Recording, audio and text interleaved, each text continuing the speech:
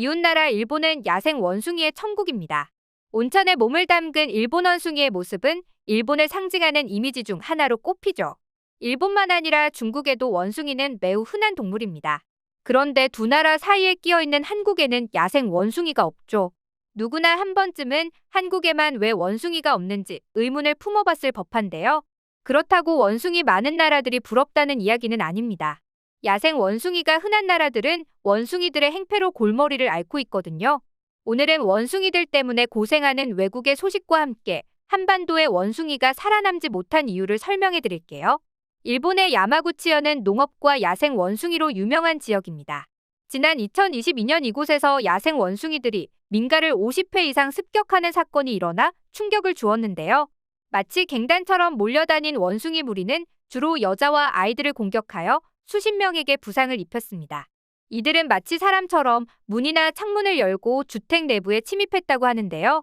심지어 방충망을 뜯어내고 들어가서 사람을 공격한 사례도 있다고 합니다.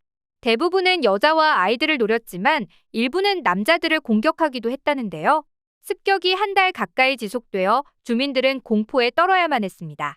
평소에도 우산이나 가위 등을 휴대하고 다니며 원숭이의 습격에 대비했지만 원숭이들이 워낙 민첩해 큰 도움이 되지는 않았다는데요. 지자체에서는 마취총을 동원해 원숭이들을 포획하고 안락사에 처하기도 하는 등 강경하게 대처했습니다. 전에도 원숭이가 민가에서 먹을 걸 훔치는 경우는 있었지만 이렇게 장기간에 걸쳐 반복해서 사람을 공격한 경우는 없어서 해외 언론에서도 상당한 관심을 보였죠. 현지 전문가들에 따르면 야마구치현의 주민들과 야생 원숭이들 사이의 해묵은 갈등이 사건의 원인일 가능성이 높다고 합니다. 현지 주민들은 예전부터 농작물을 서리해가는 원숭이들 때문에 고생이 이만저만이 아니었다는데요. 이 때문에 원숭이들을 보면 돌을 던지거나 하는 식으로 공격적으로 반응했고 이에 원숭이들이 원한을 품으면서 이런 일이 일어난 것 같다는 것입니다. 사실 일본의 농가가 원숭이 때문에 고생하는 건 어제 오늘 일이 아닙니다. 한국 농가의 천적이 멧돼지라면 일본은 원숭이라고 할 정도인데요. 원숭이로 인한 농가의 피해액이 매년 10억 엔 이상이라는 통계도 있습니다. 최근에는 개체 수가 꾸준히 증가하고 서식지도 변화하여 시골을 벗어나 도시에도 출몰하면서 많은 피해를 주고 있습니다. 그래도 일본 정도면 양호한 편인데요. 원숭이 도시로 유명한 태국의 롯부리는 최근 원숭이들 때문에 몸살을 앓고 있습니다. 롯부리는 수천 마리의 야생 원숭이가 주민들과 어울려 산다고 해서 원숭이 도시로 알려졌는데요. 현지 주민들은 원숭이로 도시를 홍보하며 관광객을 유치하고 원숭이들은 관광객들이 던져주는 음식을 받아먹으며 나름대로 공생관계를 이어갔습니다. 그런데 코로나 팬데믹 이후에 관광객의 발길이 뚝 끊어지자 공생관계도 끝이 납니다.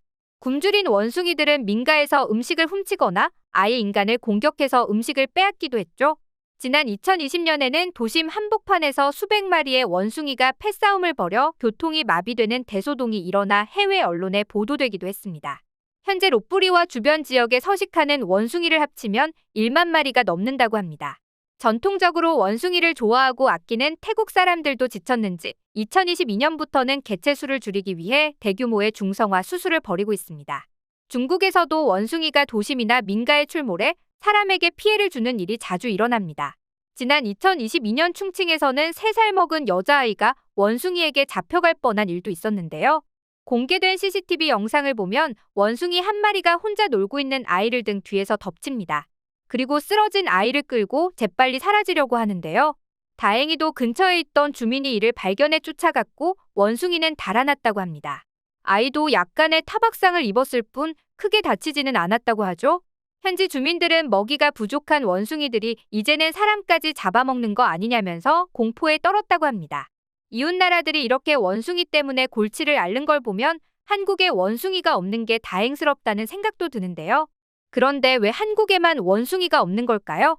오랜 옛날에는 한반도에도 야생 원숭이가 살았습니다. 실제로 1973년에 충북 제천의 한 동굴에서 원숭이 화석이 발견된 적이 있죠. 2004년에도 강원도 영월의 동굴에서 원숭이 뼈로 추정되는 뼈 조각이 발견되기도 했습니다. 그러나 이는 모두 구석기 시대의 흔적일 뿐이고 한반도의 야생 원숭이들은 상당히 일찍 멸종한 것 같습니다. 조상들이 남긴 문헌에서도 원숭이의 흔적을 찾아보기 어렵습니다. 삼국유사의 2차돈의 목을 베자 원숭이들이 울었다는 기록이 있지만 이는 무려 1500년 전 일입니다. 조선왕조실록에 원숭이에 대한 기사가 있지만 모두 외국에서 들여온 원숭이에 대한 이야기이고 야생 원숭이에 대한 언급은 없습니다. 역시 조선시대의 기록인 택리지에는 정유재란 때 명나라 군대가 원숭이들을 훈련시켜 전투에 활용했다는 기록이 있지만 신빙성은 의심스럽습니다. 학자들은 원숭이들이 구석기 시대까지 번성하다가 이후 기후 변화를 극복하지 못하고 멸종한 것으로 추정하는데요. 원숭이들은 열대 및 아열대 기후에서 사는데 빙하기가 오면서 모두 죽었다는 것이죠.